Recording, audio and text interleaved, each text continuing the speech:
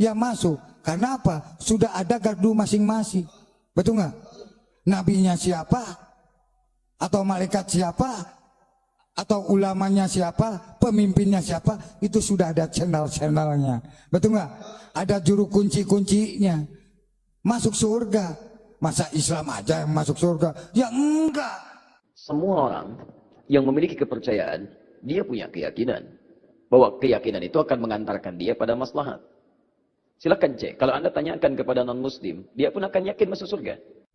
Bismillahirrahmanirrahim. Assalamualaikum warahmatullahi wabarakatuh.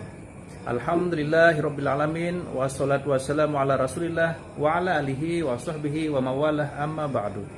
Sahabat beriman yang dimuliakan Allah, syukur alhamdulillah kita bertemu lagi di channel ini. Pada kesempatan yang berbahagia ini, mari sejenak kita luangkan waktu kita untuk bersama-sama menyimak kajian yang sangat luar biasa yang akan disampaikan oleh guru kita. Tentunya banyak sekali ilmu, hikmah, dan manfaat yang bisa dijadikan pelajaran dalam kehidupan kita sehari-hari.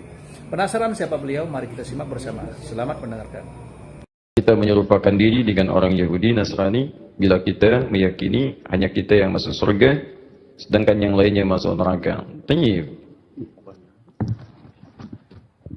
Semua orang yang memiliki kepercayaan, dia punya keyakinan bahwa keyakinan itu akan mengantarkan dia pada maslahat. Silakan cek. Kalau Anda tanyakan kepada non-muslim, dia pun akan yakin masuk surga. Anda tanyakan misalnya pada orang Nasrani, dia yakin masuk surga.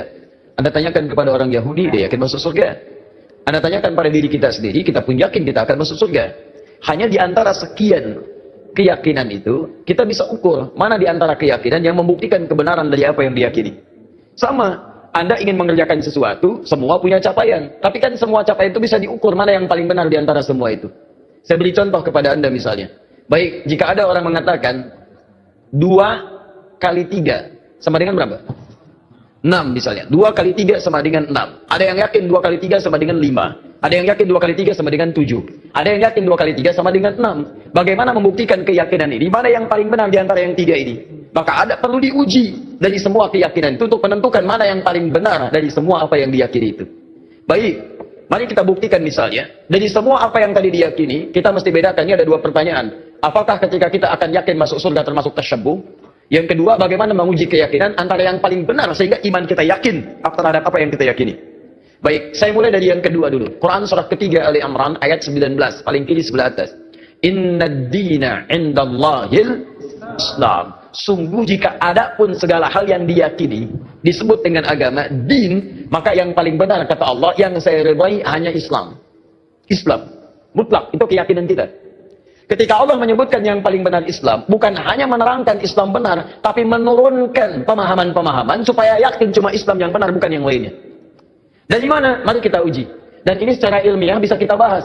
Jadi jangan sampai antum mengecilkan orang lain tapi tidak punya argumentasi. Quran itu ketika menjelaskan sesuatu sifatnya argumentatif, nih keterangannya. Tapi dari keterangan ini saya tidak paksa Anda untuk meyakini apa yang saya yakini. Anda mau? Silakan, saya nggak paksa, itu indahnya Quran. Buka Quran surah kedua, ayat 256, paling kiri sebelah bawah. La ikraha fid din. Tidak boleh paksa orang untuk memeluk ad-din. Din yang dimaksud Islam. Quran surah 3 ayat 19. Inna dina indallahil Islam. Di dalam Islam nggak boleh paksa orang.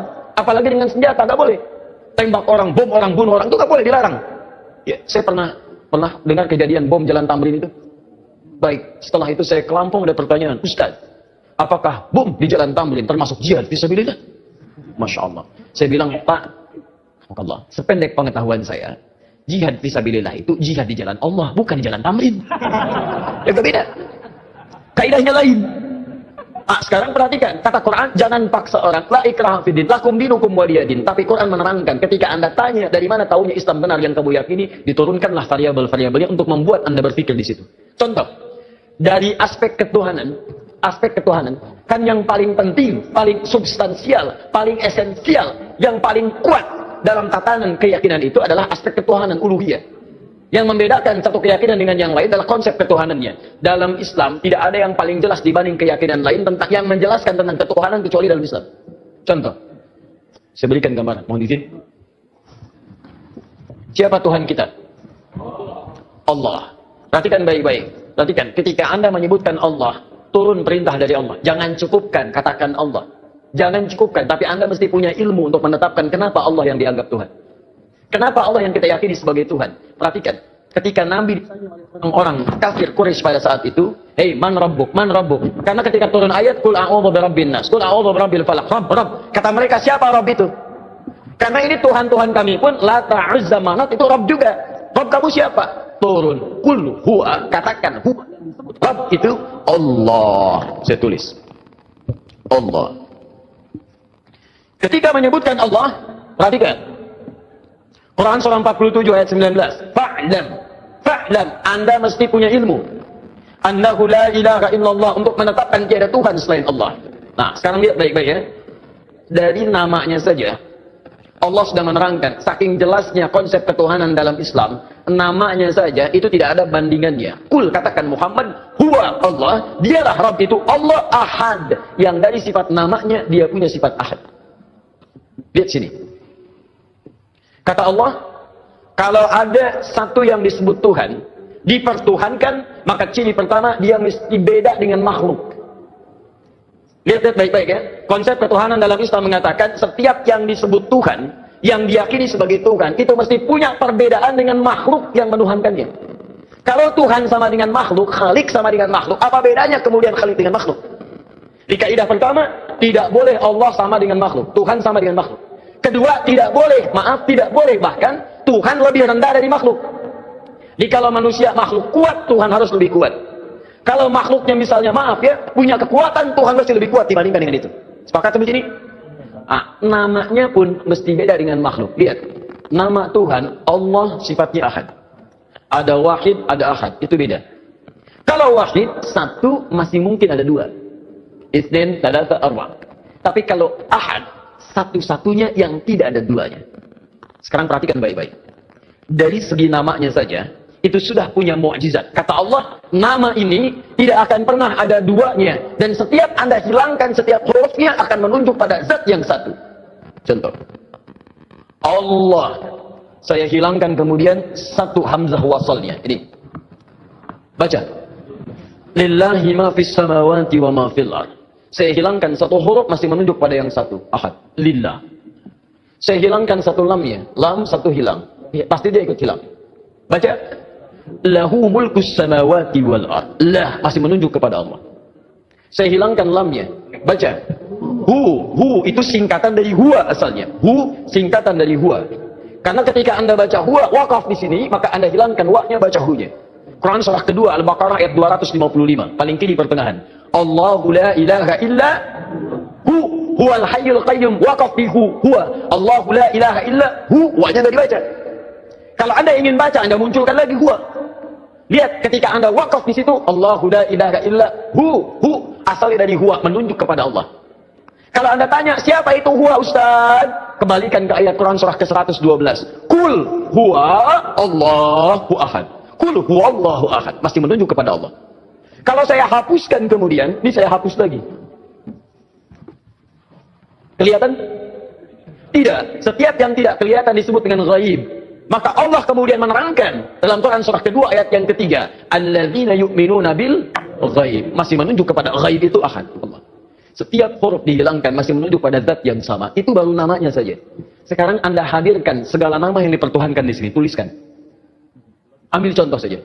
Saya tidak tuliskan untuk menghormati kepercayaan yang lain. Tapi kalau Anda ingin coba, silakan masukkan. Karena kita agak sensitif nih. Pulang dari sini jadi tersangka nanti saya. Misal, ada yang mempertuhankan dengan nama misalnya. Misal saja. Misal dengan nama yang luas. Misal saja. Misal. Tulis. Buang S-nya. Jadi apa? Menunjuk pada makna yang berbeda. Buang I-nya. Jadi apa? Buang L-nya jadi apa? Buang U-nya jadi apa? Buang T-nya jadi apa? Nggak ada sama sekali. Masukkan nama-nama yang dipertuhankan, tuliskan hurufnya, tuliskan namanya. Semua nama dari kepercayaan apapun, tuliskan. Ketika Anda hilangkan setiap hurufnya tidak akan menunjuk pada zat yang sama. Perhatikan, dari namanya saja sudah menunjukkan bahwa ini nama bukan nama biasa. Jadi benar ketika Allah mengatakan memilih namanya fa'lam annahu la ilaha illallah. Ini menunjukkan keyakinan yang paripurna. Baru namanya. Saya belum bicara rububiyahnya. Saya belum bicara asma wa sifatnya. Itu saya baru bicara tentang namanya saja. Maka kalau namanya saja sudah punya mukjizat jauh dibandingkan yang lainnya, maka bagaimana kemudian kita menolaknya sebagai Tuhan? Belum yang lainnya, lam yalid wa lam yulad, tidak diperanak dan tidak diperanakan. Kalau Tuhan itu hasil dari anak berarti sama dengan makhluk. Ya kan bedanya, Tuhan Khalik mesti beda dengan makhluk. Manusia mengandung melahirkan. Tuhan tidak boleh mengandung, tidak boleh melahirkan. Kalau Tuhan mengandung melahirkan berarti sama dengan makhluk. Jelas ya? Baik, makanya Allah menolak. Saya tidak dilahirkan, saya tidak melahirkan. Kalau saya punya sifat itu sama dengan makhluk. Kalau kalian menyamakan Tuhan, apa kalian menyembah Tuhan? Masing-masing aja aku Tuhan. Baik. Walam yakun lahu kufuwan ahad, dan tidak punya partner dalam kekuasaannya. Wah, kalau punya partner bahaya. Tuhan ini pengen begini, Tuhan itu pengen begitu. Ya, ada Tuhan pemberi nikmat, ada Tuhan pemberi azab. Begitu mau diberikan nikmat, kata yang azab, jangan, karena saya mau mengazab itu. Kata yang memberi nikmat, jangan dulu, saya berikan itu. Ribut sama Tuhan. Jelas ya? Jadi kalau kita meyakini misalnya Islam agama yang hak, kemudian itu mengantarkan kita ke surga. Ketika Anda yakin dengan Allah disebut beriman. Iman syarat pertama mengantarkan ke surga. Karena itu ketika Allah menyebutkan kalimat surga pertama dalam Quran surah kedua Al-Baqarah ayat 25, paling kanan sebelah atas, maka disebut kalimat iman dulu. Wa basyiril ladzina amanu wa 'amilus solihati anna lahum jannatin tajri min tahtiha al-anhar. Berikan kabar pada orang-orang beriman dan beramal soleh, maka mereka mendapat kesempatan untuk bisa masuk ke dalam surganya Allah yang mengalir sungai-sungai keindahan di dalamnya. Jadi ini yang pertama. Jadi kalau ada misalnya, mohon maaf ya, mohon maaf, orang-orang meyakini, oh agama saya benar mengantarkan ke surga, kita bisa uji dengan keterangan-keterangan dalam Al-Quran. Jelas ya? Tayyib. Sekarang apakah kalau orang Yahudi Nasrani meyakini masuk surga, kita meyakini sama tasyabbuh? Anda pahami dulu apa itu tasyabbuh. Sehingga dengan memahami kalimatnya, kita bisa menerangkan hukumnya. Nah, sekarang ini banyak orang menyimpulkan satu hukum, tapi tidak paham dengan esensinya. Tasyabbuh itu artinya menyerupai perbuatan-perbuatan yang dengan penyerupaan itu mengesankan dia bagian dari orang yang mengerjakannya. Bisa. Tasyabbuh itu dibagi dua. Tasyabbuh yang sama sekali. Nggak boleh. Yang terkait dengan ibadah kita. Antum kenal Kiai Haji Muhammad Hashim bin Asy'ari pendiri NU? Kenal di mana? Luar biasa memang ini. Utsman bin Affan kenal. Ini Umar bin Khattab kenal. Luar biasa ya. Kiai Hashim kenal. Dia sudah wafat, beliau sudah lama wafatnya. Kiai Haji Muhammad Hashim bin Asy'ari bin Abdul Wahid bin Abdul Halim. Abdul Halim dikenal dengan Sultan Hadi Wijaya, ya, atau dikenal dengan Pangeran Benawa. Bin Abdullah dikenal dengan Joko Tingkir. Bin Abdul Aziz bin Abdul Fattah bin Abdul Rahman. Walid dan Aidul Yaqin, anak dari Sunan Giri. Baik, anak Maulana Ishaq, anak dari Sunan Giri. Jadi masih nyambung ke Sunan Giri. Saya sebutkan tadi malam, ya, Sunan Giri punya beberapa anak, diantaranya adalah terhubung kepada ayahandanya Maulana Ishaq. Beliau mendirikan Nahdlatul Ulama tanggal 31 Januari tahun 1926. Menulis 19 kitab. Saya punya semua kumpulan kitab beliau.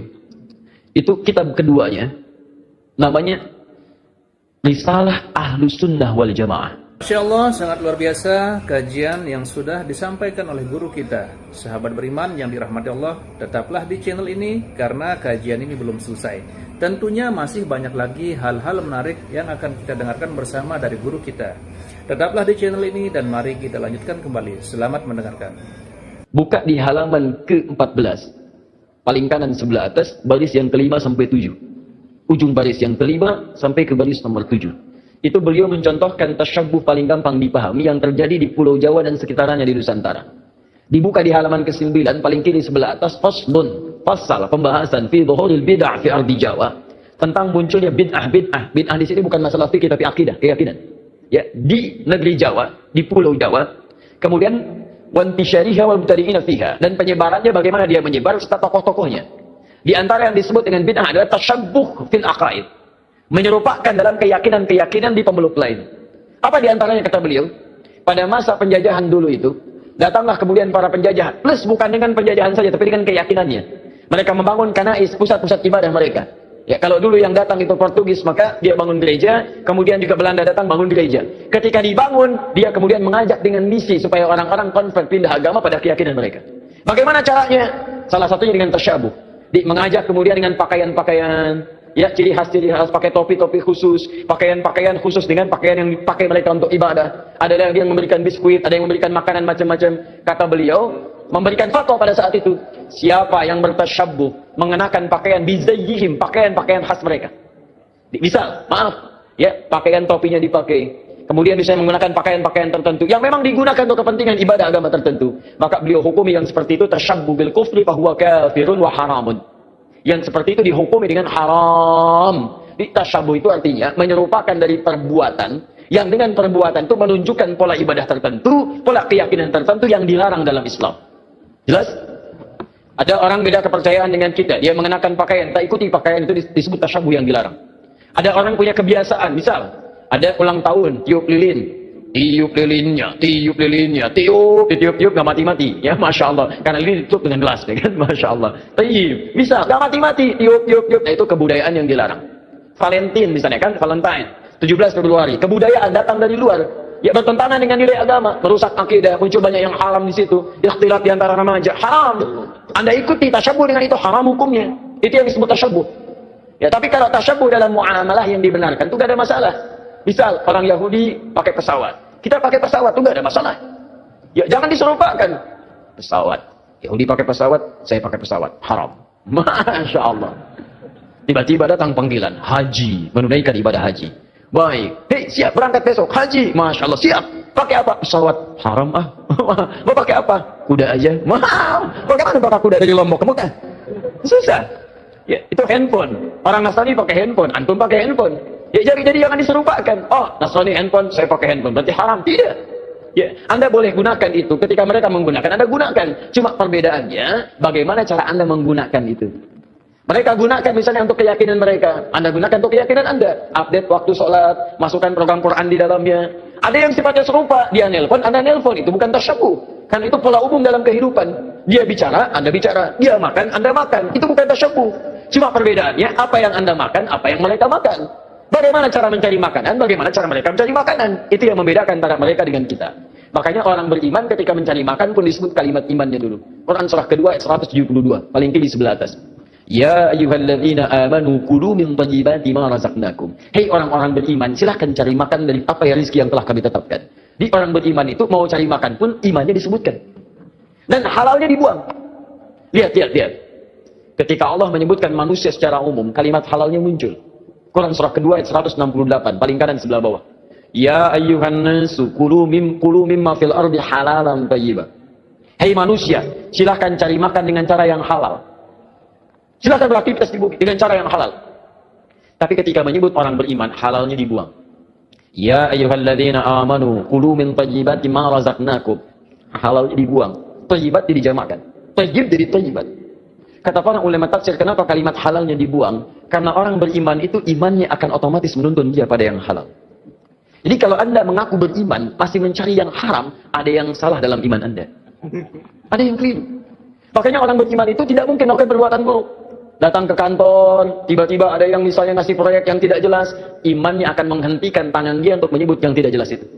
Kalau mereka yakin masuk surga, kita yakin itu bukan tasyabuh namanya. Tapi perbedaan keyakinan kita untuk didiskusikan mana yang terbenar di antara keyakinan itu. Di tasyabuh itu sifatnya ada dua, tasyabuh dengan yang tidak dibenarkan sama sekali, yaitu perbuatan-perbuatan kufur yang bisa mengantarkan kita pada kufuran, atau perbuatan maksiat yang dilarang oleh ketentuan agama. Tapi kalau tasyabuh dalam muamalah itu bukan tasyabuh namanya, tapi hanya kegiatan-kegiatan rutinitas yang bisa kita kerjakan oleh setiap manusia. Alhamdulillahirrabbilalamin, demikianlah kajian penuh ilmu, hikmah, dan manfaat yang sudah kita dengarkan bersama dari guru kita. Semoga tausiah yang beliau sampaikan menjadi ilmu yang bermanfaat dalam kehidupan kita sehari-hari. Dan semoga kita semua bisa istiqomah dalam mengamalkannya. Amin ya rabbal alamin. Sahabat beriman yang dirahmati Allah, terima kasih banyak sudah menyimak tausiah ini sampai selesai. Doa dan harapan saya, semoga sahabat semua selalu diberikan kesehatan, dimudahkan segala urusannya, dan dilancarkan rezekinya. Amin ya rabbal alamin. Demikian yang dapat saya bagikan. Kurang lebihnya mohon maaf. Sampai bertemu lagi di kajian berikutnya. Wabillahi taufiq wal hidayah, waridha wal inayah. Wassalamualaikum warahmatullahi wabarakatuh. Setelah kita mendengarkan bersama tausiah yang sangat luar biasa dari guru kita, sekarang mari kita lanjutkan aktivitas kita masing-masing. Semoga tausiah yang beliau sampaikan kepada kita semua menjadi ilmu yang bermanfaat dalam kehidupan kita sehari-hari. Dan semoga kita semua bisa istiqomah dalam mengamalkannya. Amin ya rabbal alamin.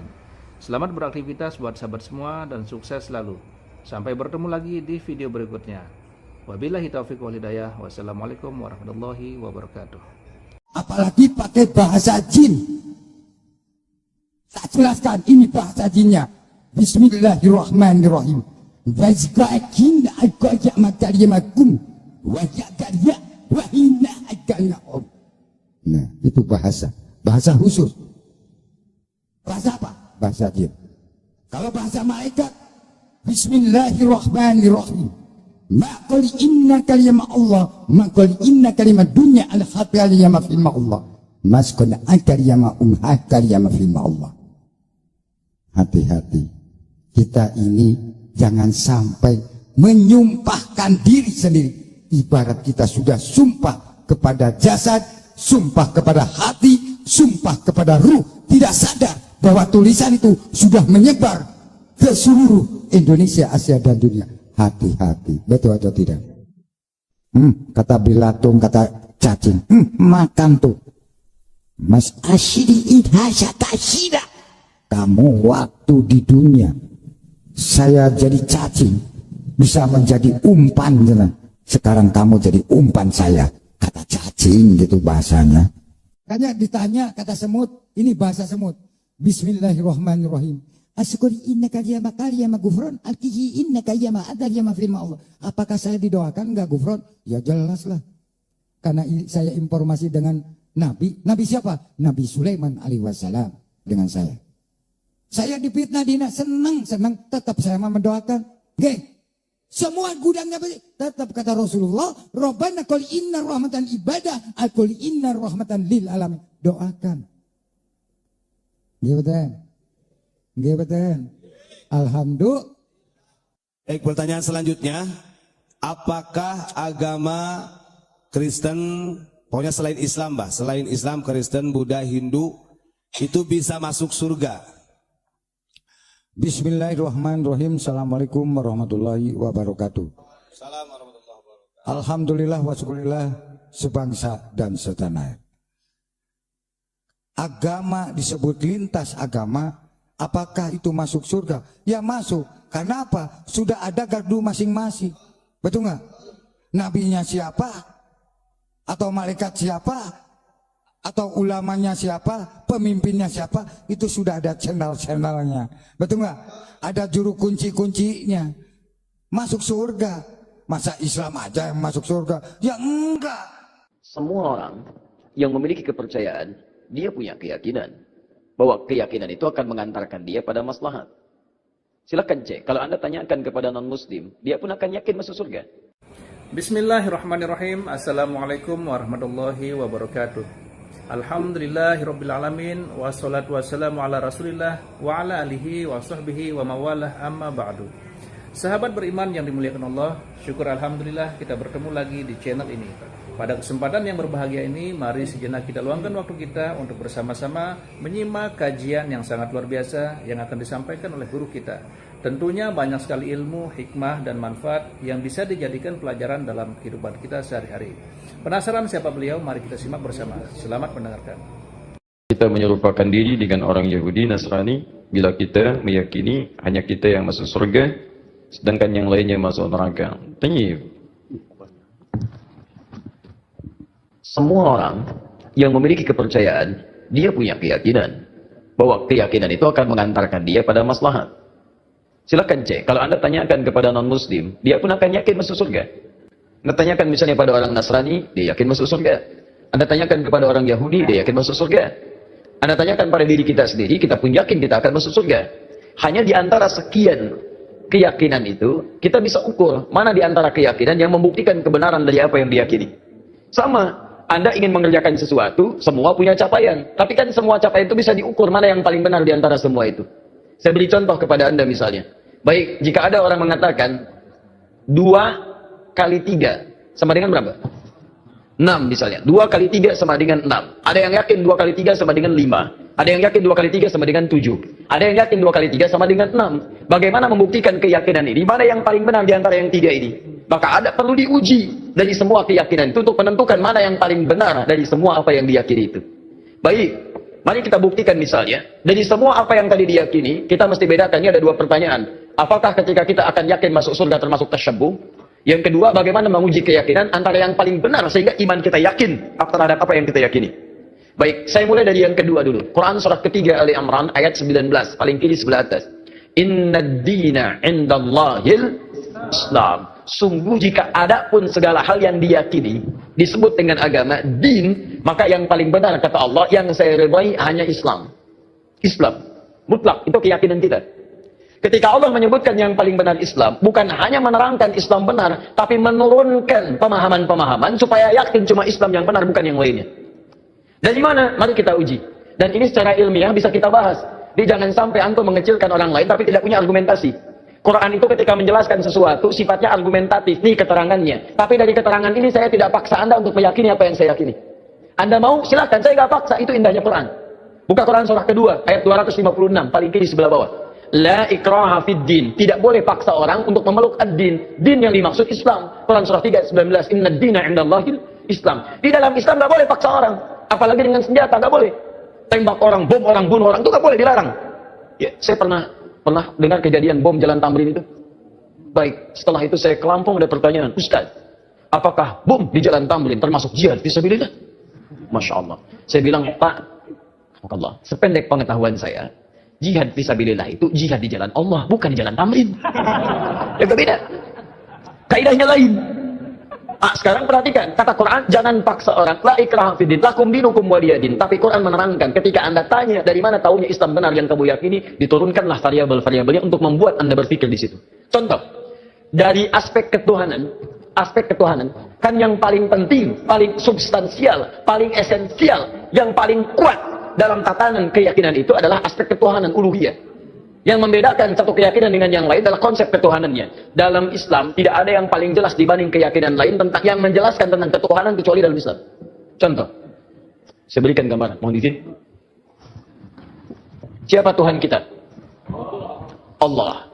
Perhatikan baik-baik. Perhatikan, ketika Anda menyebutkan Allah, turun perintah dari Allah. Jangan cukupkan, katakan Allah. Jangan cukupkan, tapi Anda mesti punya ilmu untuk menetapkan kenapa Allah yang dianggap Tuhan. Kenapa Allah yang kita yakini sebagai Tuhan? Perhatikan, ketika Nabi ditanya oleh orang kafir Quraisy pada saat itu, "Hei, man rabbuk? Man rabbuk?" Karena ketika turun ayat, "Qul a'udzu birabbin nas, qul a'udzu birabbil falaq." Rabb. Kata mereka, siapa Rabb itu? Karena ini Tuhan-Tuhan kami pun, Lata, Uzza, Manat, itu Rabb juga. Rabb kamu siapa? Turun, "Qul huwa," katakan huwa.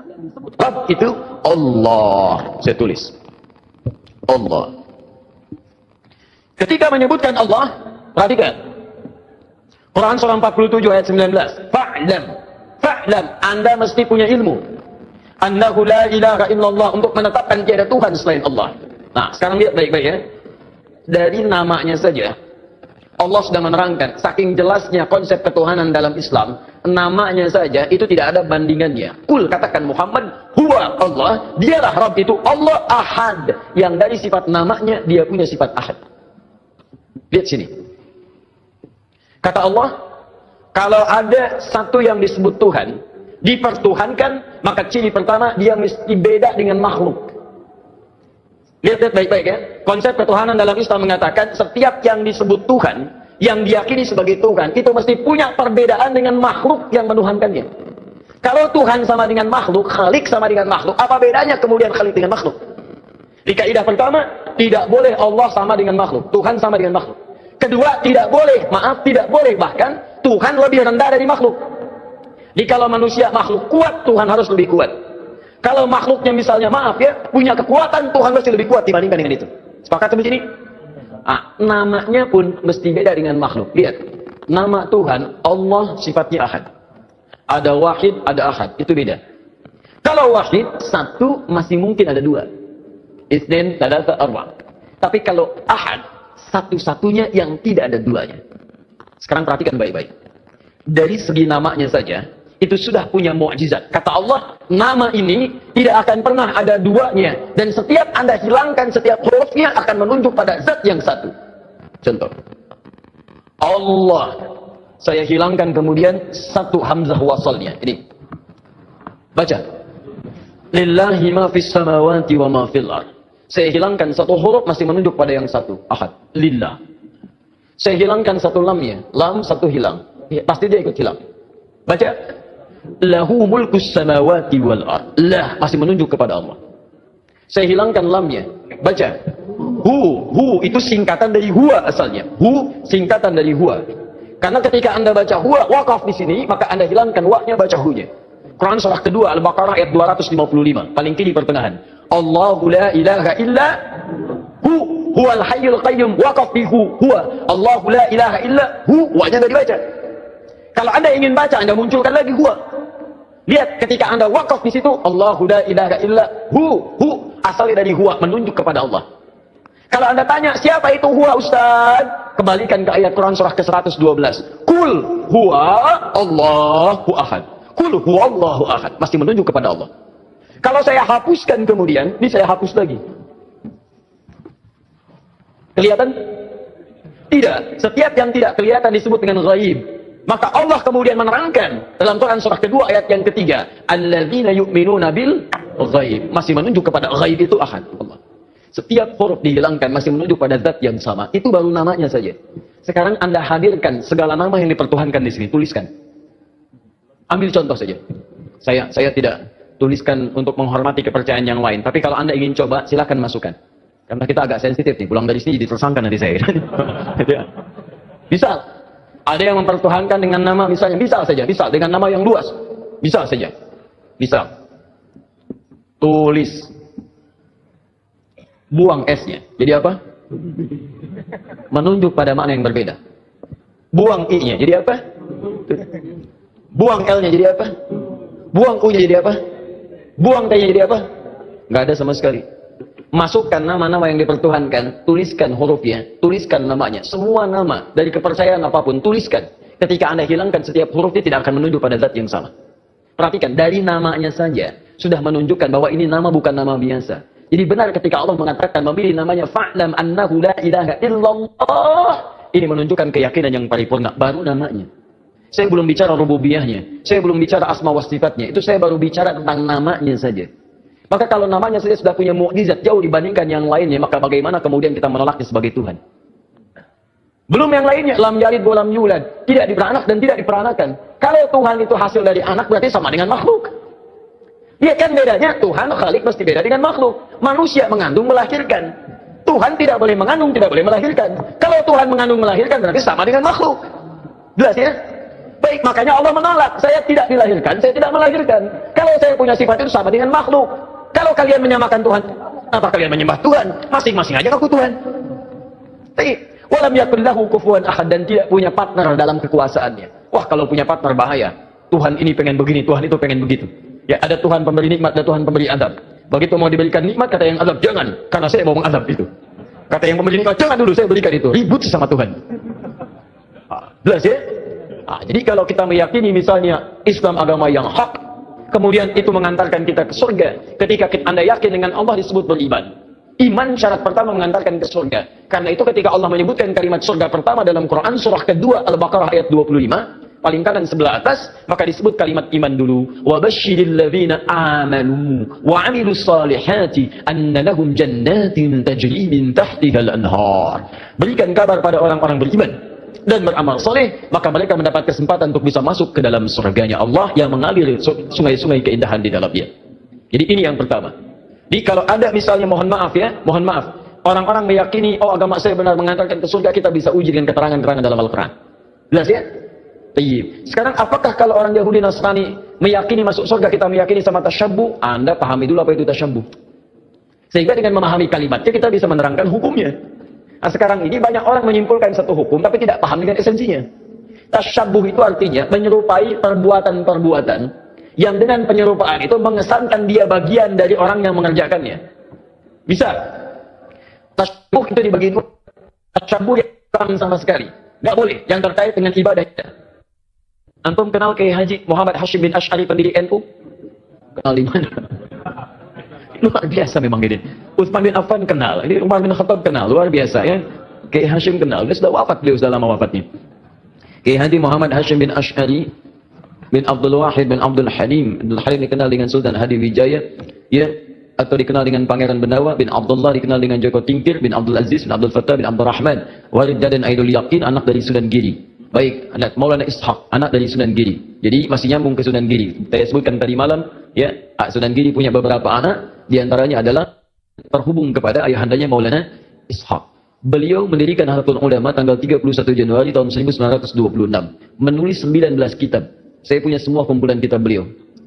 Itu kitab keduanya, namanya Risalah Ahlus Sunnah wal Jamaah. Masya Allah, sangat luar biasa kajian yang sudah disampaikan oleh guru kita. Sahabat beriman yang dirahmati Allah, tetaplah di channel ini karena kajian ini belum selesai.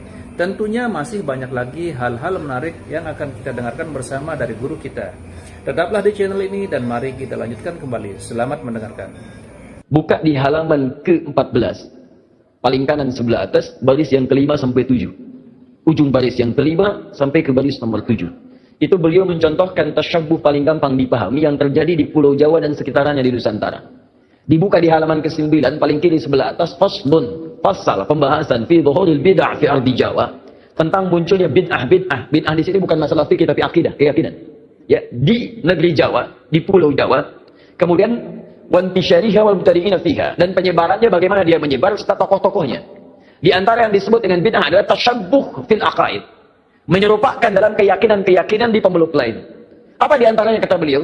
Pada masa penjajahan dulu itu, datanglah kemudian para penjajah, plus bukan dengan penjajahan saja, tapi dengan keyakinannya. Mereka membangun kanais, pusat-pusat ibadah mereka. Ya, kalau dulu yang datang itu Portugis, maka dia bangun gereja, kemudian juga Belanda datang bangun gereja. Ketika dibangun, dia kemudian mengajak dengan misi supaya orang-orang konvert pindah agama pada keyakinan mereka. Bagaimana caranya? Salah satunya dengan tasyabuh. Mengajak kemudian dengan pakaian-pakaian, ya, ciri khas pakai topi-topi khusus, pakaian-pakaian khusus dengan pakaian yang dipakai mereka untuk ibadah. Ada yang memberikan biskuit, ada yang memberikan makanan macam-macam. Kata beliau, memberikan fatwa pada saat itu, siapa yang bertasyabbuh mengenakan pakaian bizayyihim, pakaian-pakaian khas mereka. Misal, maaf, ya, pakaian topinya dipakai. Kemudian bisa menggunakan pakaian-pakaian tertentu yang memang digunakan untuk kepentingan ibadah agama tertentu. Maka beliau hukumi yang seperti itu tasyabbuh bil kufri fahuwa kafirun wa haramun. Yang seperti itu dihukumi dengan haram. Tasyabuh itu artinya menyerupakan dari perbuatan yang dengan perbuatan itu menunjukkan pola ibadah tertentu, pola keyakinan tertentu yang dilarang dalam Islam. Jelas?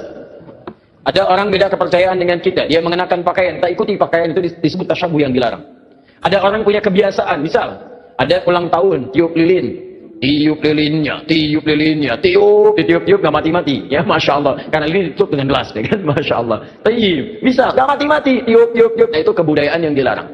Valentine misalnya kan, Valentine, 17 Februari, kebudayaan datang dari luar, ya bertentangan dengan nilai agama, merusak akidah, muncul banyak yang haram di situ, ikhtilat di antara remaja, haram. Anda ikuti tasyabuh dengan itu, haram hukumnya. Itu yang disebut tasyabuh. Ya, tapi kalau tasyabuh dalam muamalah yang dibenarkan, itu gak ada masalah. Misal orang Yahudi pakai pesawat, kita pakai pesawat itu nggak ada masalah. Ya, jangan diserupakan. Pesawat, Yahudi pakai pesawat, saya pakai pesawat, haram. Masya Allah. Tiba-tiba datang panggilan haji, menunaikan ibadah haji. Baik, hei, siap berangkat besok haji, masya Allah, siap. Pakai apa? Pesawat, haram ah. Mau pakai apa? Kuda aja. Mahal. Bagaimana pakai kuda dari Lombok ke Mekah? Susah. Ya, itu handphone. Orang Nasrani pakai handphone, antum pakai handphone. Ya, jadi jangan diserupakan. Oh, Nasrani handphone, saya pakai handphone, berarti haram. Tidak.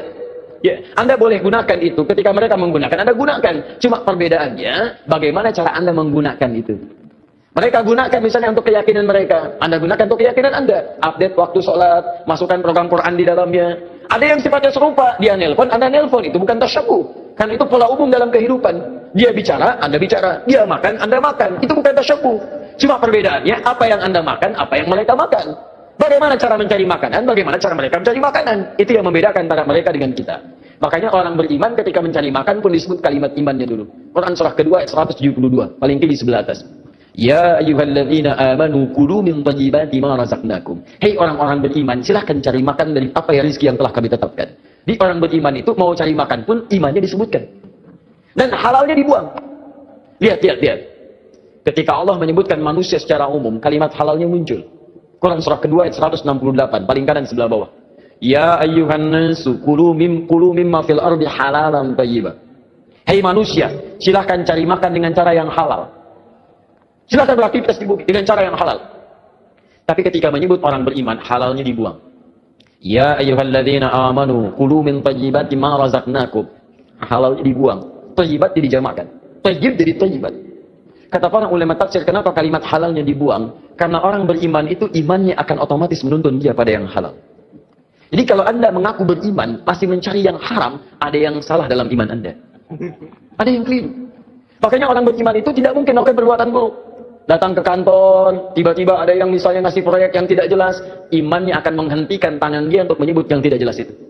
Kalau mereka yakin masuk surga, kita yakin itu bukan tasyabuh namanya. Tapi perbedaan keyakinan kita untuk didiskusikan mana yang terbenar di antara keyakinan itu. Di tasyabuh itu sifatnya ada dua. Tasyabuh dengan yang tidak dibenarkan sama sekali, yaitu perbuatan-perbuatan kufur yang bisa mengantarkan kita pada kufuran, atau perbuatan maksiat yang dilarang oleh ketentuan agama. Tapi kalau tasyabuh dalam muamalah itu bukan tasyabuh namanya, tapi hanya kegiatan-kegiatan rutinitas yang bisa kita kerjakan oleh setiap manusia. Alhamdulillahirrabbilalamin, demikianlah kajian penuh ilmu, hikmah, dan manfaat yang sudah kita dengarkan bersama dari guru kita. Semoga tausiah yang beliau sampaikan menjadi ilmu yang bermanfaat dalam kehidupan kita sehari-hari. Dan semoga kita semua bisa istiqomah dalam mengamalkannya. Amin ya rabbal alamin. Sahabat beriman yang dirahmati Allah, terima kasih banyak sudah menyimak tausiah ini sampai selesai. Doa dan harapan saya semoga sahabat semua selalu diberikan kesehatan, dimudahkan segala urusannya, dan dilancarkan rezekinya. Amin ya rabbal alamin. Demikian yang dapat saya bagikan. Kurang lebihnya mohon maaf. Sampai bertemu lagi di kajian berikutnya. Wabillahi taufiq wal hidayah wa ridha wal inayah. Wassalamualaikum warahmatullahi wabarakatuh. Setelah kita mendengarkan bersama tausiah yang sangat luar biasa dari guru kita, sekarang mari kita lanjutkan aktivitas kita masing-masing. Semoga tausiah yang beliau sampaikan kepada kita semua menjadi ilmu yang bermanfaat dalam kehidupan kita sehari-hari, dan semoga kita semua bisa istiqomah dalam mengamalkannya. Amin ya rabbal alamin. Selamat beraktivitas buat sahabat semua dan sukses selalu. Sampai bertemu lagi di video berikutnya. Wabillahi taufiq wal hidayah. Wassalamualaikum warahmatullahi wabarakatuh. Apalagi pakai bahasa jin. Tak jelaskan ini bahasa jinnya. Bismillahirrahmanirrahim. Wazbakin agak matariamakum wajakaria wahina aganaum. Nah, itu bahasa khusus. Bahasa apa? Bahasa jin. Kalau bahasa malaikat, Bismillahirrahmanirrahim. Maqali inna kalimah Allah, maqali inna kalimah dunya al-khataliyama fi Allah. Maskun akariyama kalimah fi Allah. Hati-hati. Kita ini jangan sampai menyumpahkan diri sendiri. Ibarat kita sudah sumpah kepada jasad, sumpah kepada hati, sumpah kepada ruh, tidak sadar bahwa tulisan itu sudah menyebar ke seluruh Indonesia, Asia, dan dunia. Hati-hati, betul atau tidak? Kata Bilatung, kata cacing, makan tuh. Mas asyidi idhasya kasida. Kamu waktu di dunia saya jadi cacing, bisa menjadi umpan. Sekarang kamu jadi umpan saya. Kata cacing gitu bahasanya. Makanya ditanya kata semut, ini bahasa semut. Bismillahirrahmanirrahim. Asyukuri innaka yama kariyama gufron, alkihi innaka yama adariyama firma Allah. Apakah saya didoakan enggak gufron? Ya jelas lah. Karena saya informasi dengan Nabi. Nabi siapa? Nabi Sulaiman alaihi wassalam dengan saya. Saya difitnah dina, senang, tetap saya mau mendoakan. Oke. Semua gudangnya tetap kata Rasulullah, Rabbana qul inna rahmatan ibadah, qul inna rahmatan lil alamin. Doakan. Betul. Alhamdulillah. Baik, pertanyaan selanjutnya, apakah agama Kristen, pokoknya selain Islam, selain Islam, Kristen, Buddha, Hindu, itu bisa masuk surga? Bismillahirrahmanirrahim. Assalamualaikum warahmatullahi wabarakatuh. Alhamdulillah wa syukurillah sebangsa dan setanah air. Agama disebut lintas agama. Apakah itu masuk surga? Ya masuk. Karena apa? Sudah ada gardu masing-masing.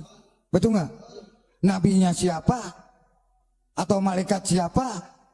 Atau ulamanya siapa, pemimpinnya siapa, itu sudah ada channel-channelnya. Betul nggak? Ada juru kunci-kuncinya. Masuk surga. Masa Islam aja yang masuk surga? Ya enggak. Semua orang yang memiliki kepercayaan, dia punya keyakinan bahwa keyakinan itu akan mengantarkan dia pada maslahat. Silakan cek. Kalau Anda tanyakan kepada non-muslim, dia pun akan yakin masuk surga. Bismillahirrahmanirrahim. Assalamualaikum warahmatullahi wabarakatuh. Alhamdulillahirrabbilalamin. Wassalatu wassalamu ala rasulillah wa ala alihi wa sahbihi wa mawalah amma ba'du. Sahabat beriman yang dimuliakan Allah, syukur alhamdulillah kita bertemu lagi di channel ini.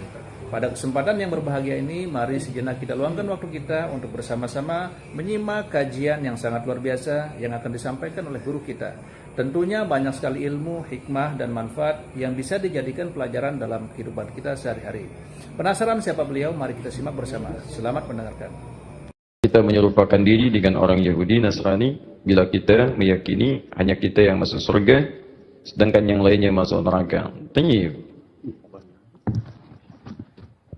Semua orang yang memiliki kepercayaan, dia punya keyakinan bahwa keyakinan itu akan mengantarkan dia pada maslahat.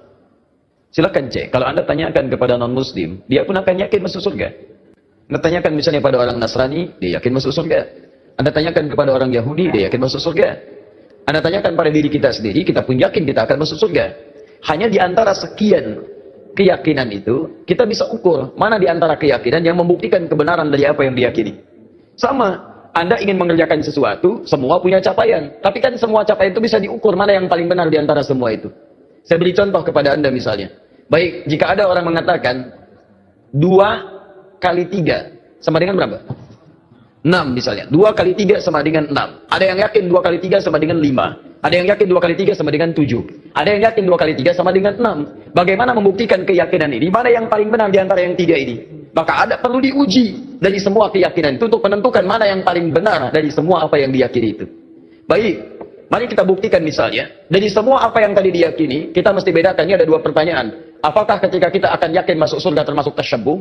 Yang kedua, bagaimana menguji keyakinan antara yang paling benar sehingga iman kita yakin terhadap apa yang kita yakini. Baik, saya mulai dari yang kedua dulu. Quran surah ketiga Ali Imran ayat 19, paling kiri sebelah atas. Innad dina indallahil Islam. Sungguh jika ada pun segala hal yang diyakini disebut dengan agama, din, maka yang paling benar kata Allah, yang saya ridhai hanya Islam. Islam. Mutlak, itu keyakinan kita. Ketika Allah menyebutkan yang paling benar Islam, bukan hanya menerangkan Islam benar, tapi menurunkan pemahaman-pemahaman supaya yakin cuma Islam yang benar, bukan yang lainnya. Dari mana? Mari kita uji. Dan ini secara ilmiah bisa kita bahas. Jadi jangan sampai antum mengecilkan orang lain tapi tidak punya argumentasi. Quran itu ketika menjelaskan sesuatu sifatnya argumentatif, nih keterangannya. Tapi dari keterangan ini saya tidak paksa Anda untuk meyakini apa yang saya yakini. Anda mau? Silakan, saya nggak paksa. Itu indahnya Quran. Buka Quran surah kedua ayat 256 paling kiri sebelah bawah. La ikraha fid din. Tidak boleh paksa orang untuk memeluk ad-din. Din yang dimaksud Islam. Quran surah 3 ayat 19. Innad dina indallahil Islam. Di dalam Islam nggak boleh paksa orang. Apalagi dengan senjata, nggak boleh. Tembak orang, bom orang, bunuh orang, itu nggak boleh, dilarang. Ya, saya pernah dengar kejadian bom Jalan Tamrin itu. Baik, setelah itu saya ke Lampung, ada pertanyaan, Ustaz, apakah bom di Jalan Tamrin termasuk jihad fisabilillah? Masya Allah. Saya bilang, Pak, Allah, sependek pengetahuan saya, jihad fisabilillah itu jihad di jalan Allah, bukan di Jalan Tamrin. Ya beda. Kaidahnya lain. Sekarang perhatikan, kata Quran, jangan paksa orang. La ikraha fiddin, lakum dinukum waliyadin. Tapi Quran menerangkan, ketika Anda tanya dari mana tahunya Islam benar yang kamu yakini, diturunkanlah variabel-variabelnya untuk membuat Anda berpikir di situ.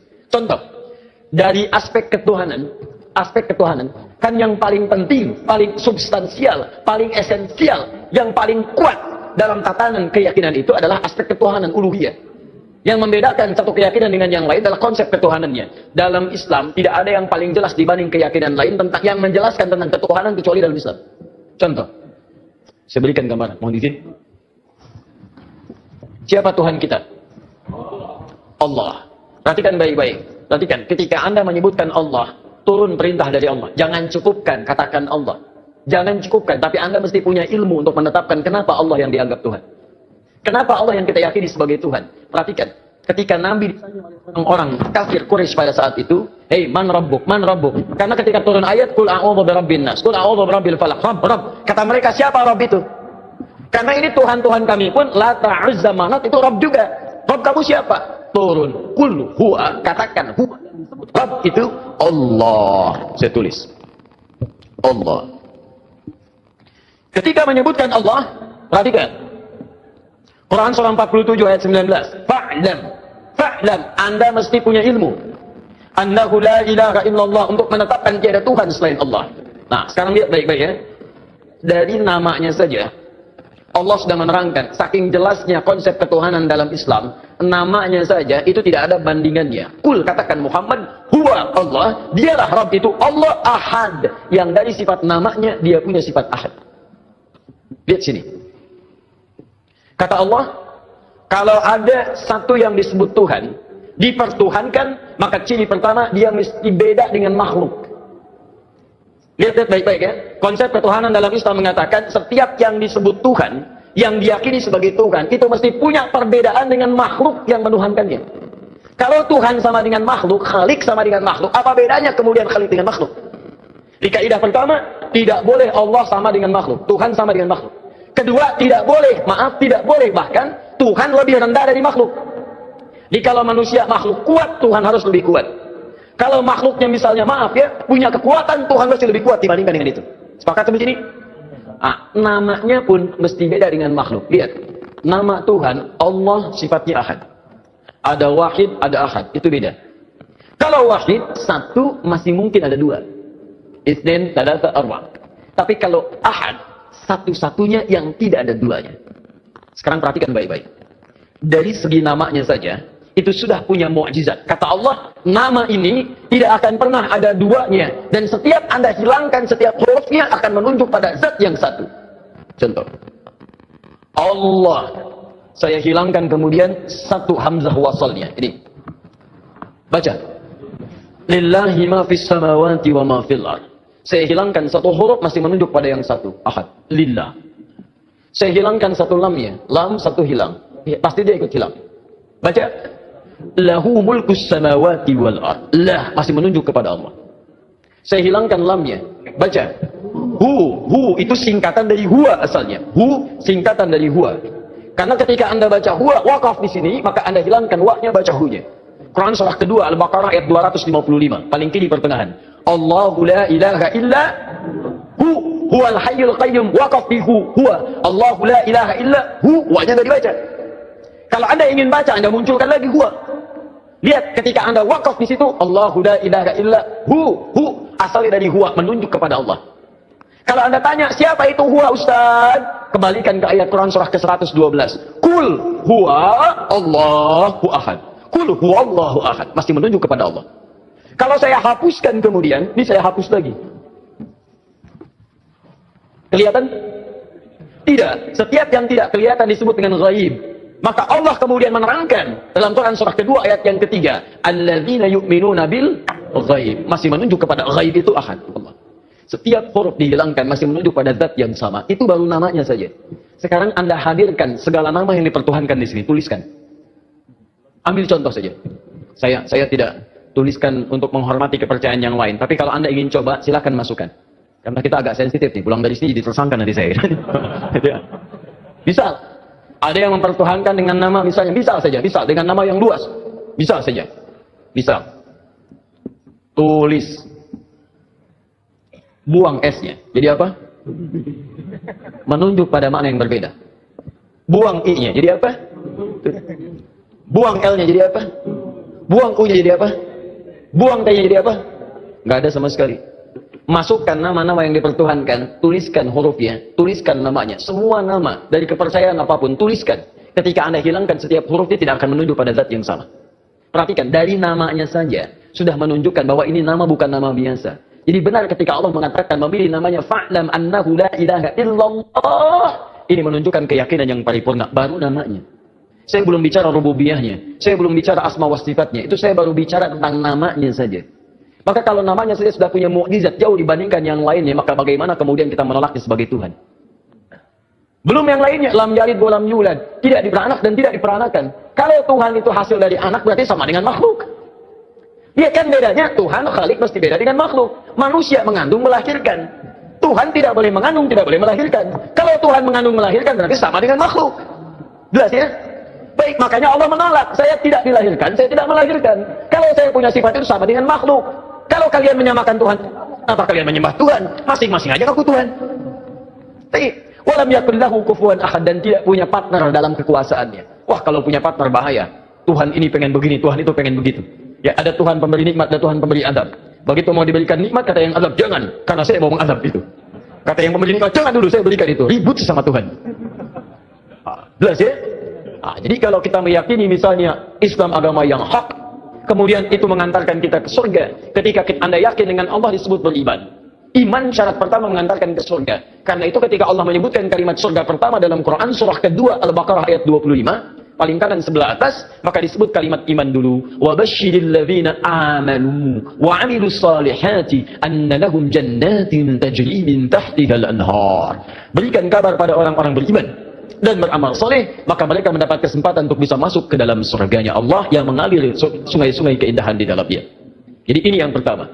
Jadi kalau ada misalnya mohon maaf, orang-orang meyakini oh agama saya benar mengantarkan ke surga, kita bisa uji dengan keterangan-keterangan dalam Al-Quran. Jelas ya? Sekarang apakah kalau orang Yahudi Nasrani meyakini masuk surga, kita meyakini sama tasyabbuh? Anda pahami dulu apa itu tasyabbuh. Sehingga dengan memahami kalimatnya kita bisa menerangkan hukumnya. Nah, sekarang ini banyak orang menyimpulkan satu hukum tapi tidak paham dengan esensinya.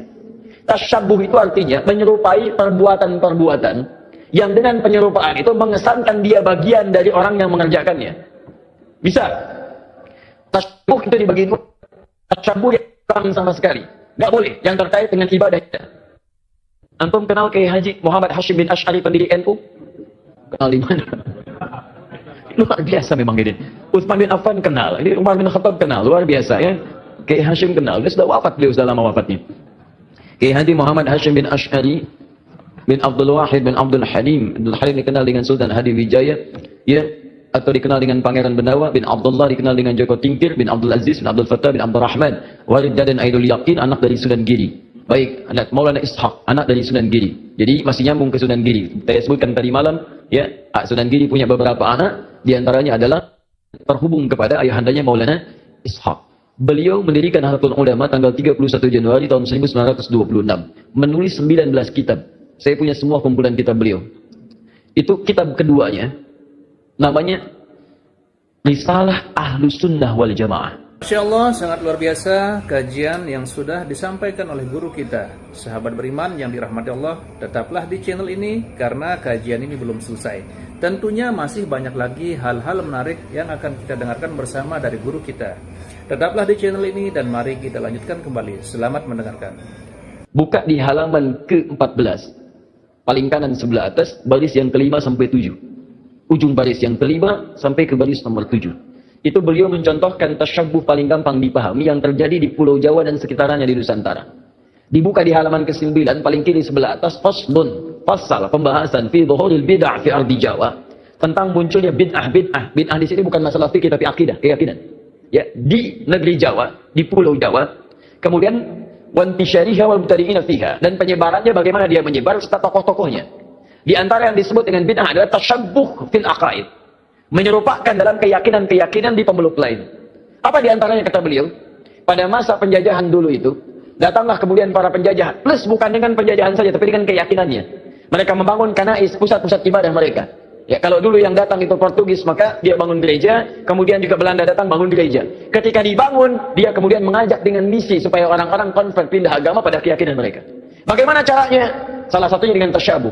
Mengajak kemudian dengan pakaian-pakaian, ya, ciri khas pakai topi-topi khusus, pakaian-pakaian khusus dengan pakaian yang dipakai mereka untuk ibadah. Ada yang memberikan biskuit, ada yang memberikan makanan macam-macam. Kata beliau, memberikan fatwa pada saat itu, siapa yang bertasyabbuh mengenakan pakaian bizayyihim, pakaian-pakaian khas mereka.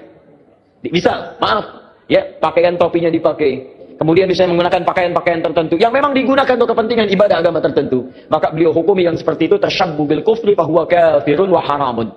Yang seperti itu dihukumi dengan haram. Tasyabbuh itu artinya menyerupakan dari perbuatan yang dengan perbuatan itu menunjukkan pola ibadah tertentu, pola keyakinan tertentu yang dilarang dalam Islam. Jelas? Ada orang beda kepercayaan dengan kita, dia mengenakan pakaian, tak ikuti pakaian itu disebut tasyabbuh yang dilarang. Ada orang punya kebiasaan, misal ada ulang tahun, tiup lilin.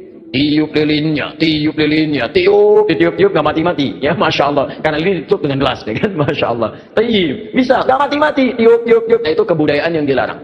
Valentine misalnya kan, Valentine, 17 Februari, kebudayaan datang dari luar. Ya, bertentangan dengan nilai agama, merusak akidah, muncul banyak yang haram di situ, ikhtilat di antara remaja, haram. Anda ikuti tasyabbuh dengan itu, haram hukumnya. Itu yang disebut tasyabbuh. Ya, tapi kalau tasyabbuh dalam muamalah yang dibenarkan, itu gak ada masalah. Misal, orang Yahudi pakai pesawat. Kita pakai pesawat, itu nggak ada masalah. Ya, jangan diserupakan. pesawat. Yahudi pakai pesawat, saya pakai pesawat. Haram. Masya Allah. Tiba-tiba datang panggilan, haji, menunaikan ibadah haji.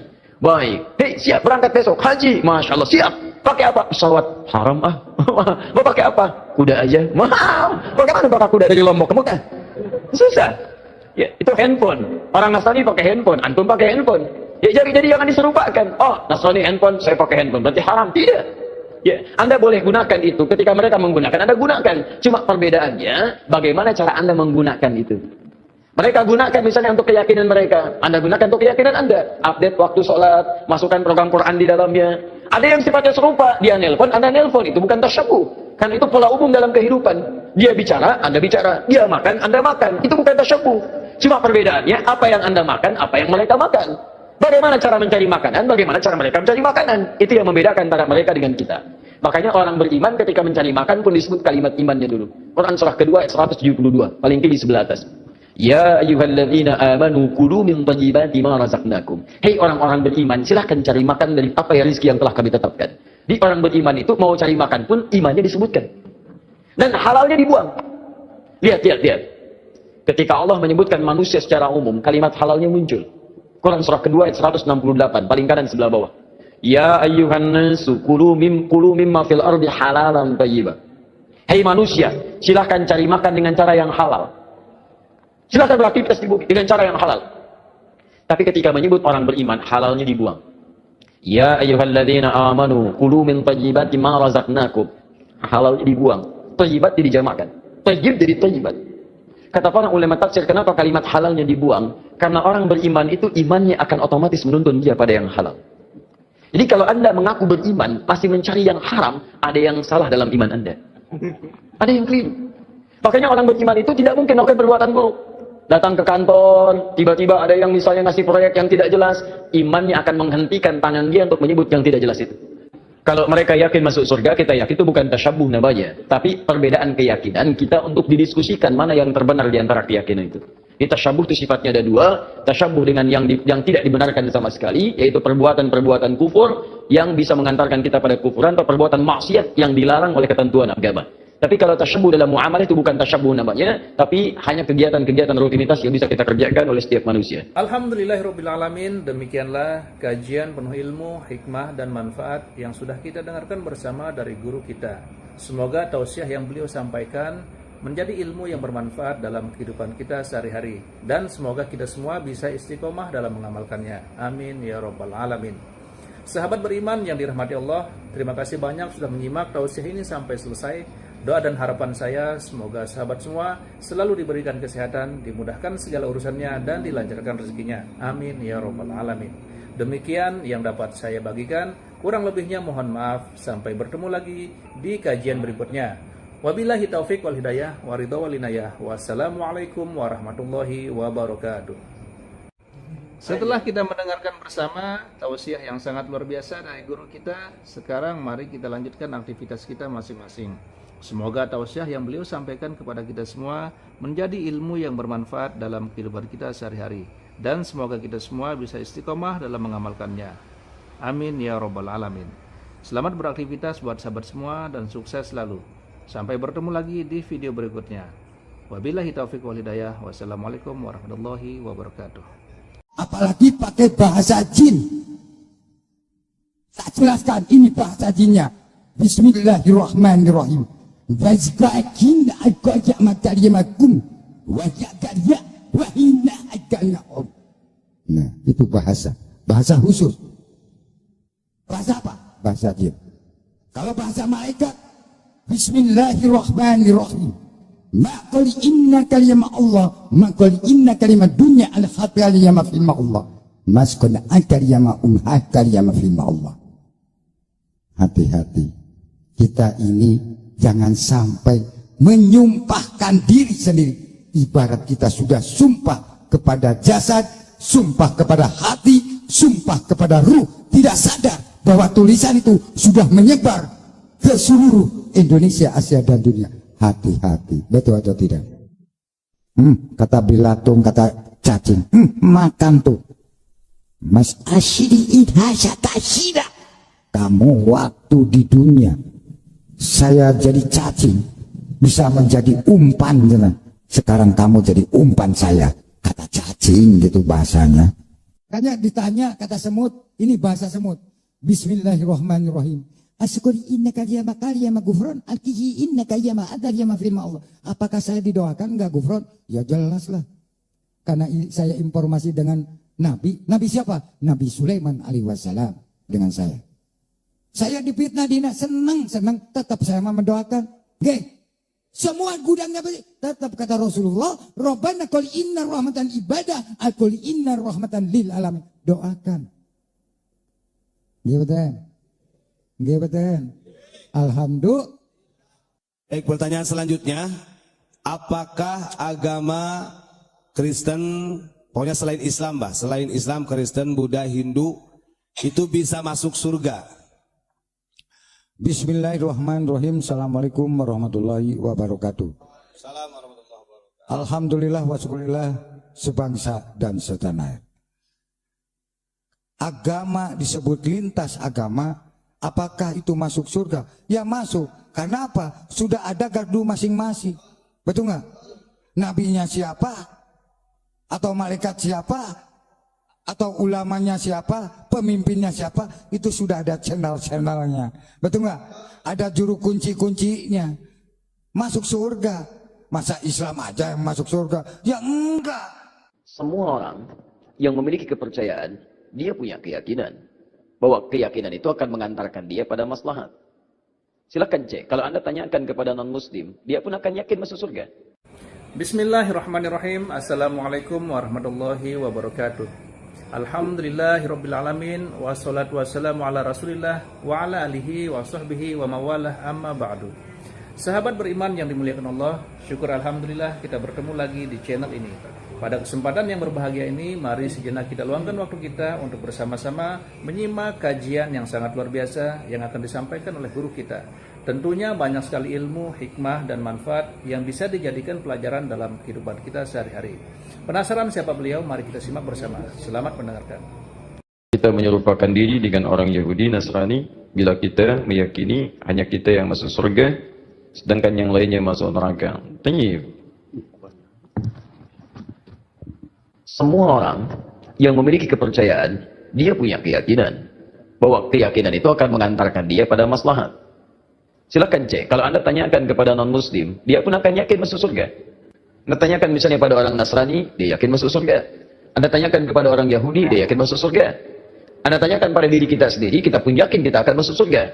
Hanya di antara sekian keyakinan itu, kita bisa ukur mana di antara keyakinan yang membuktikan kebenaran dari apa yang diyakini.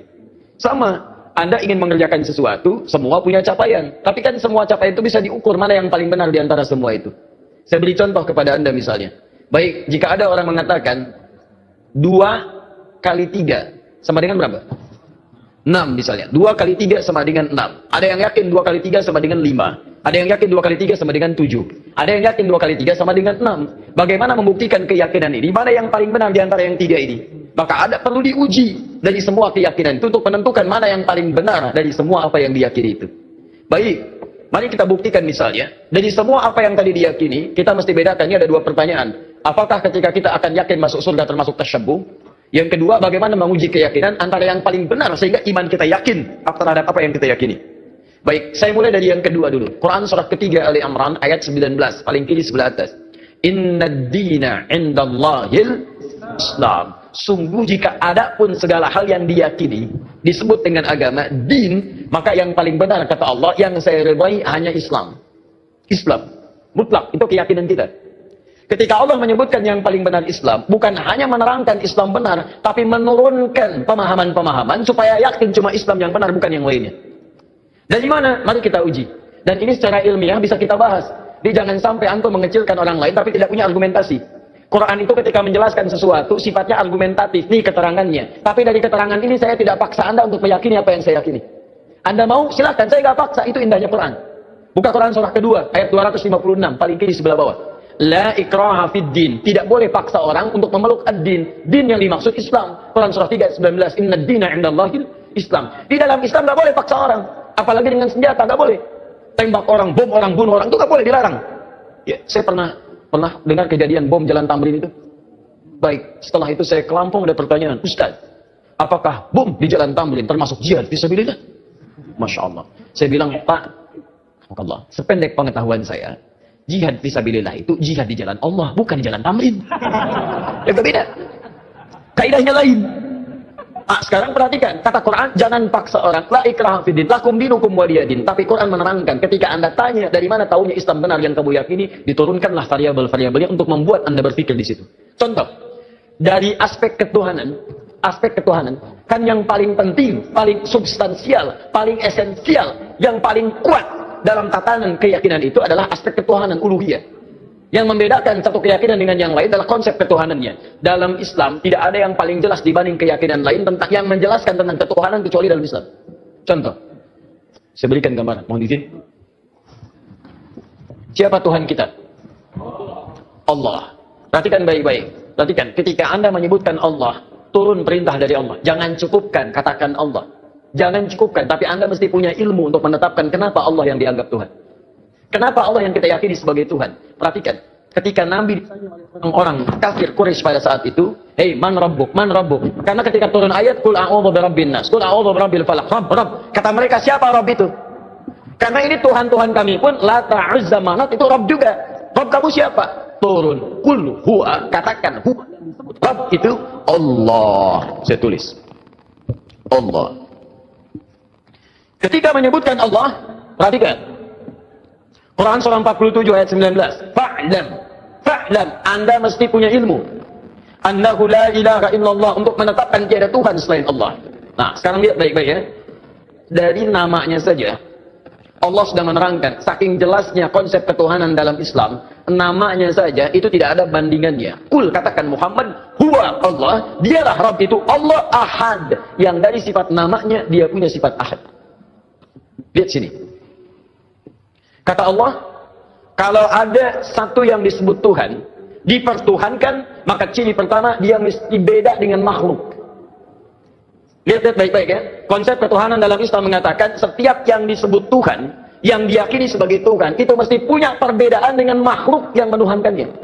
Kalau Tuhan sama dengan makhluk, Khalik sama dengan makhluk, apa bedanya kemudian Khalik dengan makhluk? Di kaidah pertama, tidak boleh Allah sama dengan makhluk, Tuhan sama dengan makhluk. Kedua, tidak boleh bahkan Tuhan lebih rendah dari makhluk. Jadi kalau manusia makhluk kuat, Tuhan harus lebih kuat. Kalau makhluknya misalnya punya kekuatan, Tuhan mesti lebih kuat dibandingkan dengan itu. Sepakat sampai sini? Namanya pun mesti beda dengan makhluk. Lihat, nama Tuhan Allah sifatnya Ahad. Ada Wahid, ada Ahad, itu beda. Kalau Wahid, satu masih mungkin ada dua. Itsnain, tsalatsa, arba'. Tapi kalau Ahad, satu-satunya yang tidak ada duanya. Sekarang perhatikan baik-baik. Dari segi namanya saja, itu sudah punya mukjizat. Kata Allah, nama ini tidak akan pernah ada duanya. Dan setiap Anda hilangkan setiap hurufnya akan menunjuk pada zat yang satu. Contoh. Allah. Saya hilangkan kemudian satu hamzah wasalnya. Ini. Baca. Lillahi ma fis samawati wa ma fil ardh. Saya hilangkan satu huruf masih menunjuk pada yang satu. Ahad. Lillah. Saya hilangkan satu lamnya. Lam satu hilang. Ya, pasti dia ikut hilang. Baca. Lahu mulkus samawati wal ard. Lah masih menunjuk kepada Allah. Saya hilangkan lamnya. Baca. Hu itu singkatan dari huwa asalnya. Hu singkatan dari huwa. Karena ketika Anda baca huwa waqaf di sini, maka Anda hilangkan wa-nya, baca hu-nya. Quran surah kedua Al-Baqarah ayat 255, paling kiri pertengahan. Allahu la ilaha illa huwal hayyul qayyum, waqaf bi huwa. Allahu la ilaha illa wa-nya enggak dibaca. Kalau Anda ingin baca, Anda munculkan lagi huwa. Lihat, ketika Anda waqaf di situ, Allahu la ilaha illa asalnya dari huwa, menunjuk kepada Allah. Kalau Anda tanya, siapa itu huwa Ustaz? Kembalikan ke ayat Quran surah ke-112. Kul huwa Allahu ahad. Kul huwa Allahu ahad. Masih menunjuk kepada Allah. Kalau saya hapuskan kemudian, ini saya hapus lagi. Kelihatan? Tidak. Setiap yang tidak kelihatan disebut dengan ghaib. Maka Allah kemudian menerangkan dalam Quran surah kedua ayat yang ketiga, alladzina yu'minuna bil ghaib. Masih menunjuk kepada ghaib itu ahad, Allah. Setiap huruf dihilangkan masih menunjuk pada zat yang sama. Itu baru namanya saja. Sekarang Anda hadirkan segala nama yang dipertuhankan di sini, tuliskan. Ambil contoh saja. Saya tidak tuliskan untuk menghormati kepercayaan yang lain. Tapi kalau Anda ingin coba, silakan masukkan. Karena kita agak sensitif nih, pulang dari sini jadi tersangka nanti saya. Bisa. Ada yang mempertuhankan dengan nama misalnya, bisa saja, bisa dengan nama yang luas. Bisa saja. Bisa.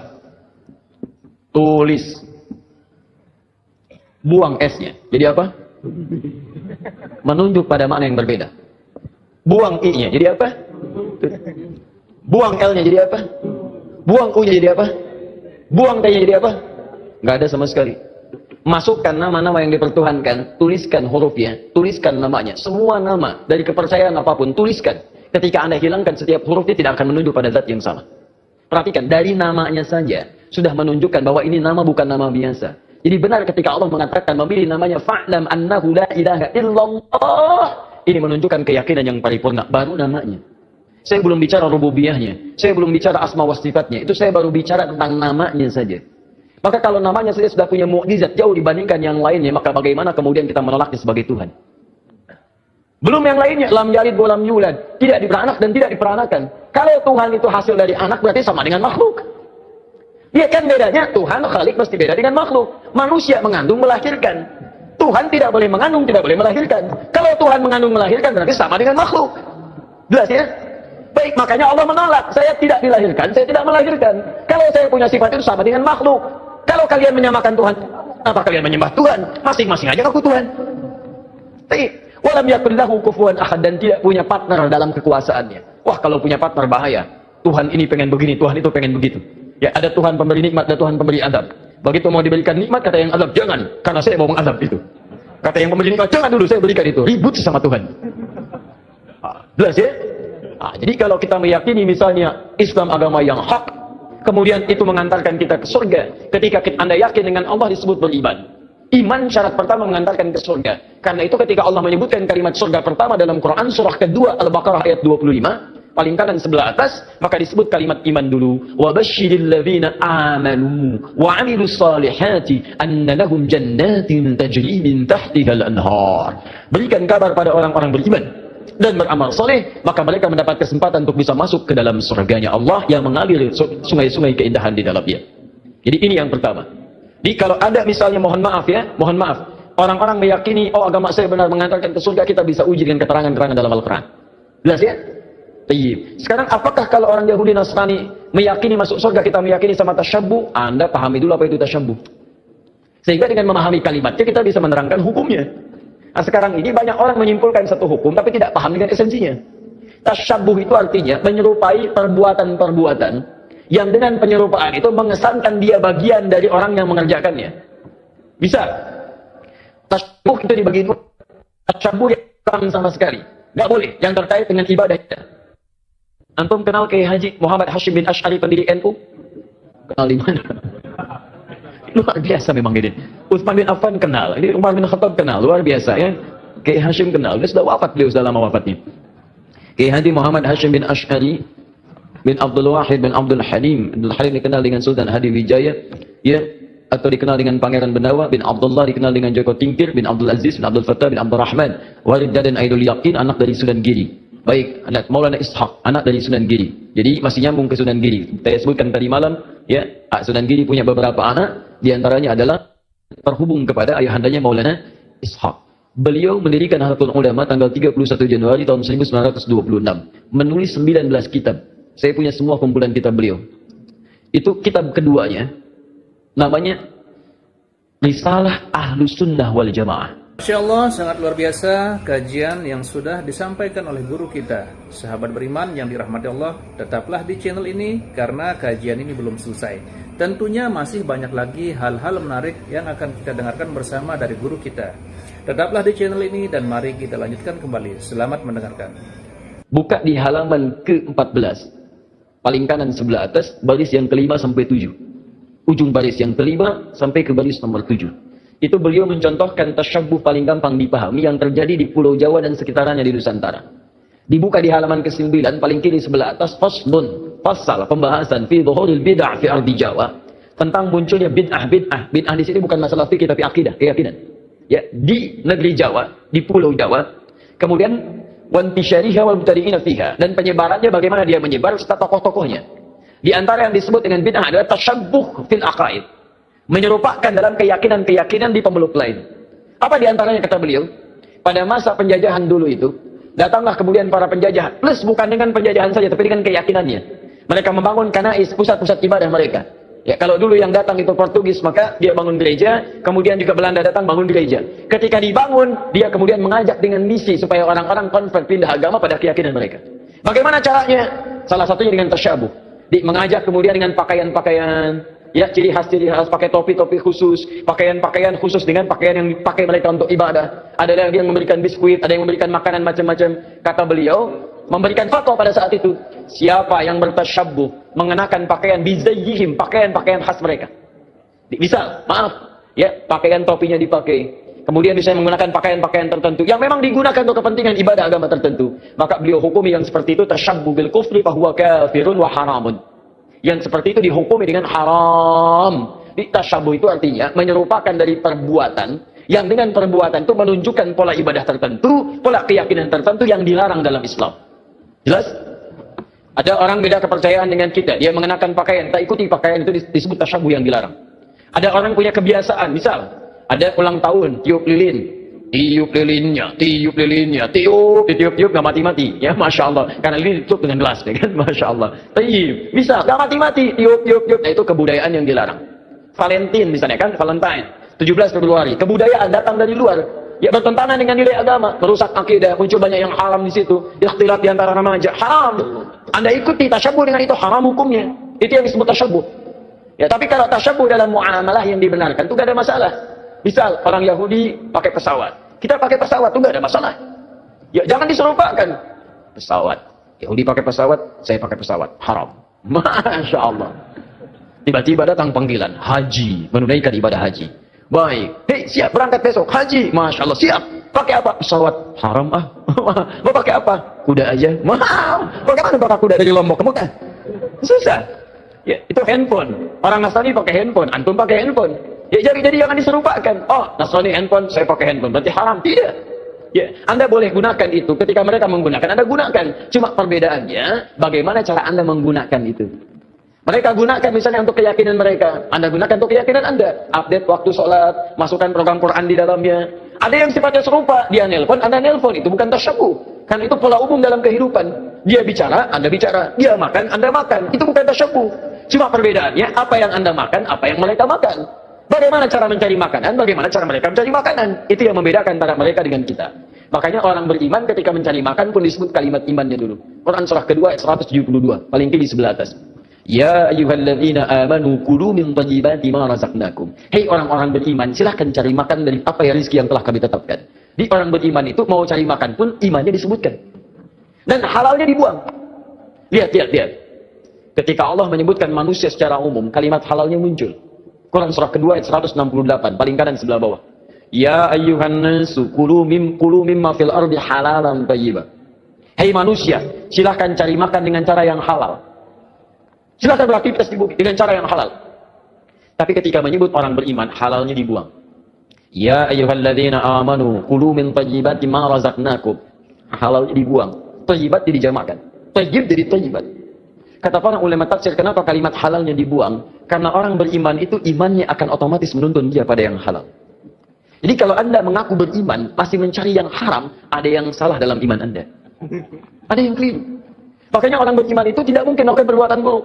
Datang ke kantor, tiba-tiba ada yang misalnya ngasih proyek yang tidak jelas, imannya akan menghentikan tangan dia untuk menyebut yang tidak jelas itu. Kalau mereka yakin masuk surga, kita yakin itu bukan tasyabbuh namanya. Tapi perbedaan keyakinan kita untuk didiskusikan mana yang terbenar di antara keyakinan itu. Ini tasyabbuh itu sifatnya ada dua. Tasyabbuh dengan yang tidak dibenarkan sama sekali, yaitu perbuatan-perbuatan kufur yang bisa mengantarkan kita pada kufuran, atau perbuatan maksiat yang dilarang oleh ketentuan agama.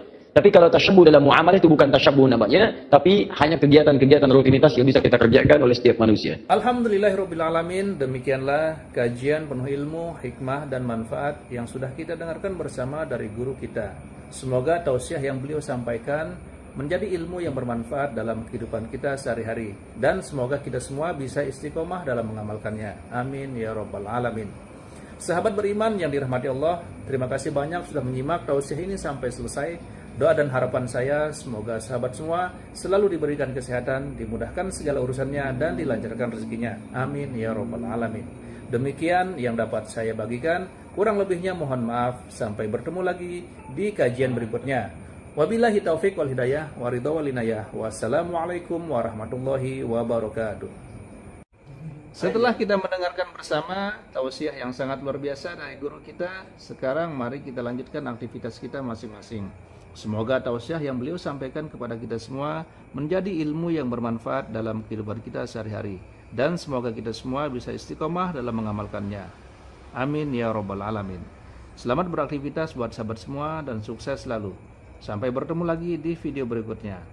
Wabillahi taufiq wal hidayah. Wassalamualaikum warahmatullahi wabarakatuh. Apalagi pakai bahasa jin. Tak jelaskan ini bahasa jinnya. Bismillahirrahmanirrahim. Wazqakin aqaja matarimakum wa yaqya wa inna akanahum. Nah, itu bahasa khusus. Bahasa apa? Bahasa jin. Kalau bahasa malaikat, Bismillahirrahmanirrahim. Maqali inna kalimah Allah, maqali inna kalimah dunya al-khatiyah ma fi Allah. Maskun akaryama kalimah fi Allah. Hati-hati. Kita ini jangan sampai menyumpahkan diri sendiri. Ibarat kita sudah sumpah kepada jasad, sumpah kepada hati, sumpah kepada ruh, tidak sadar bahwa tulisan itu sudah menyebar ke seluruh Indonesia, Asia dan dunia. Hati-hati, betul atau tidak? Kata Bilatung, kata cacing, makan tuh. Mas asyidi idhasya tasyida. Kamu waktu di dunia saya jadi cacing, bisa menjadi umpan. Sekarang kamu jadi umpan saya. Kata cacing gitu bahasanya. Makanya ditanya kata semut, ini bahasa semut. Bismillahirrahmanirrahim. Asyukuri innaka yama karyama gufron, alkihi innaka yama adar yama firma Allah. Apakah saya didoakan enggak gufron? Ya jelas lah. Karena saya informasi dengan Nabi. Nabi siapa? Nabi Sulaiman alaihi wassalam dengan saya. Saya difitnah dina, senang, tetap saya mendoakan. Oke. Semua gudangnya tetap kata Rasulullah, Rabbana qul inna rahmatan ibadah, qul inna rahmatan lil alamin. Doakan. Gimana? Alhamdulillah. Baik, pertanyaan selanjutnya, apakah agama Kristen, pokoknya selain Islam, selain Islam, Kristen, Buddha, Hindu, itu bisa masuk surga? Bismillahirrahmanirrahim. Assalamualaikum warahmatullahi wabarakatuh. Alhamdulillah wa syukurillah sebangsa dan setanah air. Agama disebut lintas agama. Apakah itu masuk surga? Ya masuk. Karena apa? Sudah ada gardu masing-masing. Betul nggak? Nabinya siapa? Atau malaikat siapa? Atau ulamanya siapa, pemimpinnya siapa, itu sudah ada channel-channelnya. Betul nggak? Ada juru kunci-kuncinya. Masuk surga. Masa Islam aja yang masuk surga? Ya enggak. Semua orang yang memiliki kepercayaan, dia punya keyakinan bahwa keyakinan itu akan mengantarkan dia pada maslahat. Silakan cek, kalau Anda tanyakan kepada non-muslim, dia pun akan yakin masuk surga. Bismillahirrahmanirrahim. Assalamualaikum warahmatullahi wabarakatuh. Alhamdulillahirrabbilalamin. Wassalatu wassalamu ala rasulillah wa ala alihi wa sahbihi wa mawalah amma ba'du. Sahabat beriman yang dimuliakan Allah, syukur alhamdulillah kita bertemu lagi di channel ini. Pada kesempatan yang berbahagia ini, mari sejenak kita luangkan waktu kita untuk bersama-sama menyimak kajian yang sangat luar biasa yang akan disampaikan oleh guru kita. Tentunya banyak sekali ilmu, hikmah, dan manfaat yang bisa dijadikan pelajaran dalam kehidupan kita sehari-hari. Penasaran siapa beliau? Mari kita simak bersama. Selamat mendengarkan. Kita menyerupakan diri dengan orang Yahudi Nasrani bila kita meyakini hanya kita yang masuk surga, sedangkan yang lainnya masuk neraka. Tayyib. Semua orang yang memiliki kepercayaan, dia punya keyakinan bahwa keyakinan itu akan mengantarkan dia pada maslahat. Silakan cek, kalau Anda tanyakan kepada non-muslim, dia pun akan yakin masuk surga. Anda tanyakan misalnya pada orang Nasrani, dia yakin masuk surga. Anda tanyakan kepada orang Yahudi, dia yakin masuk surga. Anda tanyakan pada diri kita sendiri, kita pun yakin kita akan masuk surga. Hanya di antara sekian keyakinan itu, kita bisa ukur mana di antara keyakinan yang membuktikan kebenaran dari apa yang diyakini. Sama, Anda ingin mengerjakan sesuatu, semua punya capaian. Tapi kan semua capaian itu bisa diukur mana yang paling benar di antara semua itu. Saya beri contoh kepada Anda misalnya. Baik, jika ada orang mengatakan 2 kali 3 sama dengan berapa? 6 misalnya. 2 kali 3 sama dengan 6. Ada yang yakin 2 kali 3 sama dengan 5. Ada yang yakin 2 kali 3 sama dengan 7. Ada yang yakin 2 kali 3 sama dengan 6. Bagaimana membuktikan keyakinan ini? Mana yang paling benar di antara yang 3 ini?